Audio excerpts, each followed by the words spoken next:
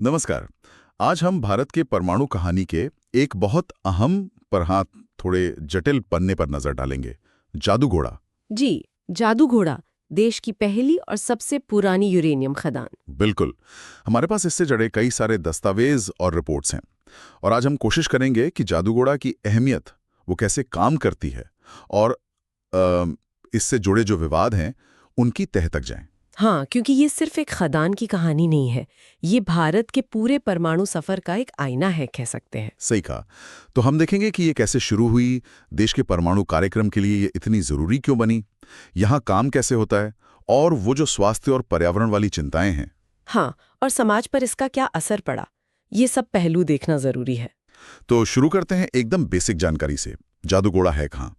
झारखंड में, पूर्वी सिंहभूम जिले में। जी, और इसे शुरू किया था uranium corporation of India limited UCIL ने 1967 में, भारत की पहली यूरेनियम खदान। लेकिन पहली क्यों?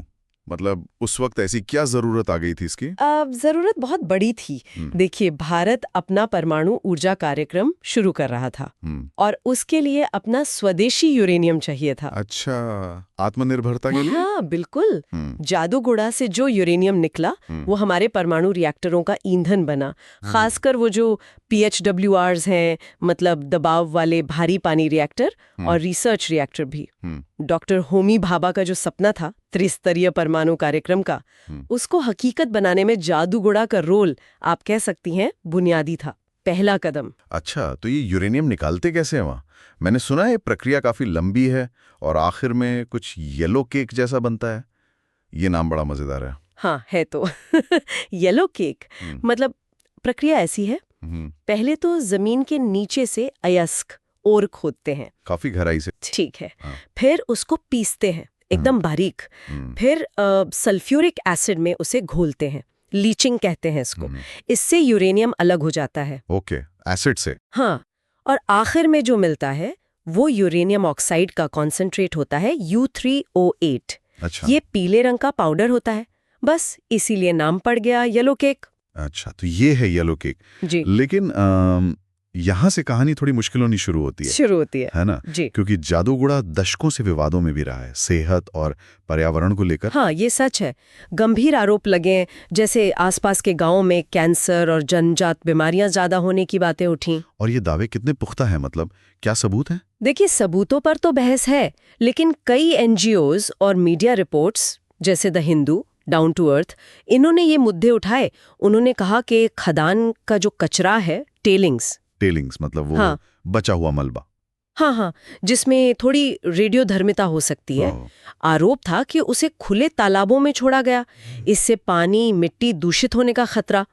और एक बात और कही गई कि जो स्थानीय आदिवासी समुदाय हैं, हो, संथाल, मुंडा, उन्हें विकिरण के खतरों के बारे में ठीक से बताया नहीं गया, जागरूकता की कमी थी।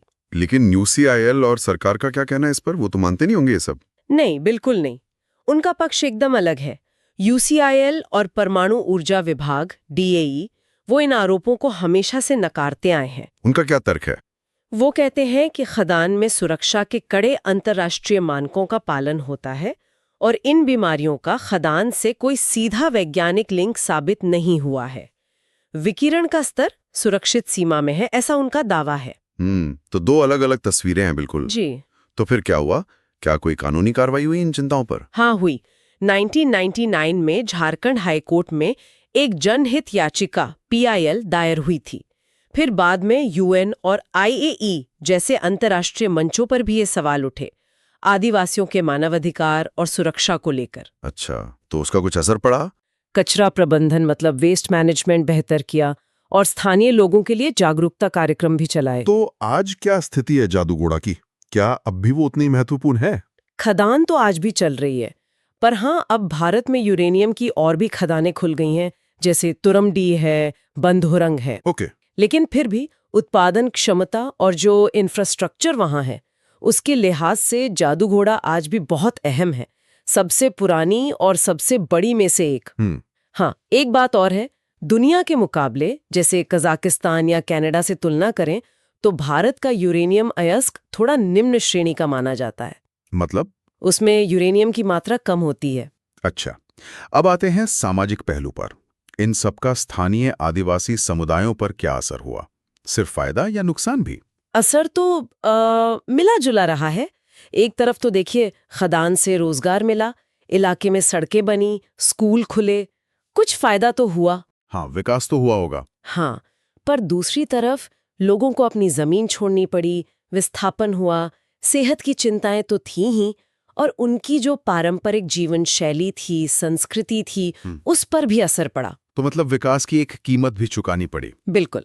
कुछ जानकार तो इसे परमाणु उपनिवेशवाद यानी न्यूक्लियर कॉलोनियलिज्म भी कहते हैं। परमाणु उपनिवेशवाद, ये क्या है? मतलब ये तर्क कि कैसे देश की बड़ी रणनीतिक जरूरतों जैसे परमाणु ऊर्जा या सुरक्षा के लिए आदिवासी जमीन और संसाधनों का इस्तेमाल तो किया गया, लेकिन इसका जो फायदा था या जो फैसले लिए गए उसमें स्थानीय समुदायों की भागीदारी बहुत कम रही और कई बार उन्हें इसकी कीमत ज्यादा चुकानी पड़ी। जैसे राष्ट्रीय स्तर पर तो ये आत्मनिर्भरता की बड़ी कहानी है, पर स्थानीय स्तर पर कुछ लोगों को लगा कि उनकी जमीन, उनकी सेहत ही इसकी कीमत बन गई। समझ गया। तो कुल मिलाकर जादूगोड़ा की कहानी के दो पहलू हैं। एक तरफ भारत की परमाणु ताकत, वैज्ञानिक तरक्की, हाँ, और दूसरी तरफ पर्यावरण, सामाजिक न्याय, मानव अधिकार से जुड़े गंभीर सवाल। तो निचोड़ क्या निकलता है इसका?